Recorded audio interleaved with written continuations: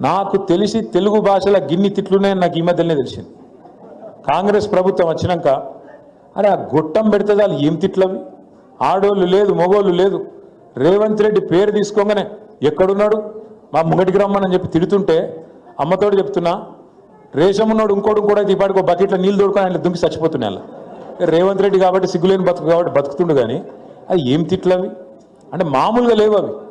నేను ఎందుకు చెప్తున్నా ఈ మాట అంటే వీడియోలు అట్లాగే మనకు ఇతరత్ర ఏవైతే వస్తూ ఉంటాయో పార్టీ నుంచి కూడా వాటిని మన లోకల్ గ్రూప్స్లో పంపించాలి. మీరు మీ గ్రూప్స్ ఉంటాయి, మీ కిట్టి పార్టీలు ఉంటాయి, ఉన్నాయా కిట్టి పార్టీ గ్రూపులు ఉంటాయి, బస్తీ గ్రూపులు ఉంటాయి, యూత్ గ్రూపులు ఉంటాయి, మీ దగ్గర ఉండే కుల సంఘాల గ్రూపులు ఉంటాయి, వాటికి పంపించాలి. ఇవాళ ఇట్లున్నది విషయం అని చెప్పి పంపించాలి. అట్లాగే మీ దగ్గర గుళ్ళు ఉంటాయి, మసీదులు ఉంటాయి, అట్లాగే మీ దగ్గర గురుద్వారాలు ఉంటాయి, అట్లాగే చర్చిలు కూడా ఉంటాయి. వాటి యొక్క పెద్ద మనుషుల పేర్లు వివరాలు కూడా తీసుకోవాలి. ఇమాములు ఉండొచ్చు, మౌజన్లు ఉండొచ్చు. ఇలా అందరి పరిస్థితి ఆగమైపోయింది. ఇమాములకు మౌజన్లకు మనం ఉన్నప్పుడు, మన ప్రభుత్వం ఉన్నప్పుడు కొత్తగా జీతం ఇచ్చే ఒక మంచి సంస్కారవంతమైన ఆలోచన తయారు చేసినాం. గుళ్ళల్లో ఎట్లయితే పూజారులకు ఇస్తున్నామో మన ప్రభుత్వ ఖజానా నుంచి, అట్లాగే మనం ఎందుకు ఇవ్వద్దు అని చెప్పి ఆలోచన చేసి ఇచ్చినాం. ఈ ప్రభుత్వం కాంగ్రెస్ ప్రభుత్వం ఏం చెప్పింది, మేము డబల్ చేస్తాం, కేసీఆర్ 5,000 ఇస్తే మేము 10,000 ఇస్తామన్నాడు. ఇప్పుడు 5,000 కూడా ఇస్తలేడు. నిన్న మా మహమూద్ భాయ్ ప్రెస్ మీట్ పెట్టి వివరంగా చెప్పిండు. ఇస్తాననే ఇస్తలేడు, 8 నెలల నుంచి కొత్త ఎక్కడికి వెళ్ళి ఇస్తాడని చెప్పిండు. అట్లాగే నేను చివరిగా మీకు చెప్పేది, అక్కడ మీ దగ్గర కొన్ని హోటళ్ళు ఉంటాయి, కొంతమంది సినిమా కార్మికులు ఉంటారు మీ దగ్గర, ఫిలిం ఇండస్ట్రీ వాళ్ళు కూడా ఆ కృష్ణానగర్ కాలనీ ఆ ప్రాంతంలో ఉంటారు. వాళ్ళకి సంబంధించిన కూడా డీటెయిల్స్ తీసుకోవాలి. పేపర్ బాయ్స్ ఉంటారు మీ దగ్గర, పేపర్లు వేసిపోయేటోళ్ళు, వాళ్ళ వివరాలు కూడా తీసుకోవాలి. ఇవన్నీ ఎందుకు చెప్తున్నా అంటే పాలు సప్లై చేసేటోళ్ళు, పాల ప్యాకెట్లు వేసేటోళ్ళు, ఇవన్నీ తీసుకుంటే వీళ్ళందరితోని నేను కూడా మాట్లాడతా, టెలికాన్ఫరెన్స్ పెట్టి వాళ్ళందరితో నేను కూడా మాట్లాడతా.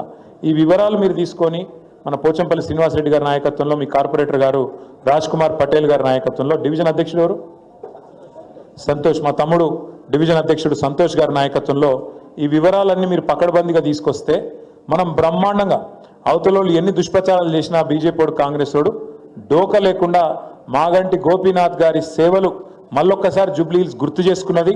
మాగంటికి మంచి ఒక ఈ గెలుపు ఒక కానుకగా మనందరం కూడా ఆయనకు అశ్రునివాళిగా అందించినాము అనే విధంగా తీర్పునియాలని చెప్పి నేను కోరుతా ఉన్నాను. దయచేసి మిమ్మల్ని నేను కోరేది సీరియస్గా తీసుకుందాం ఎలక్షన్. ఎందుకంటే మనం ఇంకా ఎప్పుడు వస్తుందో, డేట్ ఎప్పుడు వస్తుందో అట్లా ఇట్లా అని మీరు బేజారు కాకురి, లేకపోతే ఆయన లైట్గా ఉండకురి. ఈ ఎలక్షన్ రేపో ఎల్లుండో అన్నట్టు కొట్లాడదాం. ఎలక్షన్ ఇప్పుడే ఉంది, ముంగట్నే ఉంది అని కొట్లాడాలి. నాకు తెలిసి ఇలా సండే చాలా మందికి బోనాలు కూడా ఉండొచ్చు. అయినప్పటికీ మీరు అందరు వచ్చినారు, చాలా చాలా ధన్యవాదాలు. ఇప్పటికే చాలా ఆలస్యం కూడా అయింది. మీ అందరికీ ఆఖరికి ఒక్క మాట చెప్పి నేను ముగిస్తాను. ఎక్కడ పోగొట్టుకున్నదాన్ని అక్కడనే దేవులాడుకోవాలని చెప్తారు పెద్దోళ్ళు. మనం ఇవాళ తెలంగాణలో అధికారం కోల్పోయినాం, హైదరాబాద్లో కాదు తెలంగాణలో 1.8% తేడాతో మనకు అధికారం పోయింది.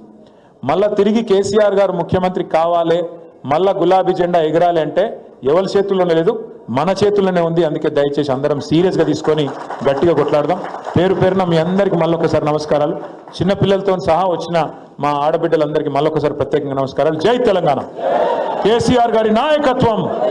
జోహార్ మాగంటి గోపీనాథ్. జోహార్.